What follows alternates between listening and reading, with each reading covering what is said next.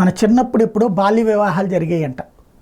పెద్ద మనిషి కూడా కాకముందే పెళ్లి చేసేవాళ్ళు, ఆ తర్వాత పెద్ద మనిషి అయిన తర్వాత అవతలకి తీసుకెళ్ళేవాళ్ళు అనేటువంటిది వినేవాళ్ళం. మా తాతమ్మల అమ్మలకో ఇట్లాంటిది వినేవాళ్ళం.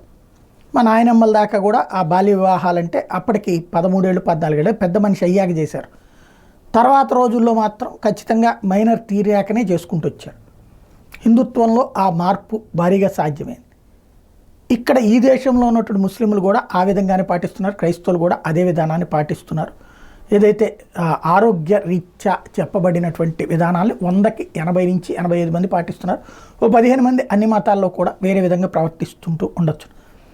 అయితే ఇప్పుడు ఇరాక్లో నేను నిన్ననే ప్రస్తావించా, ఆఫ్ఘనిస్తాన్ తాలిబాన్ రాజ్యంలాగా మారుతుంది అన్నటువంటిది. ఇరాక్లో ఒక చట్టాన్ని చేశారు, 9 సంవత్సరాలకే ఆడపిల్లల పెళ్లి చేసేయచ్చు, ఆ హక్కు తల్లిదండ్రులకు ఉంది.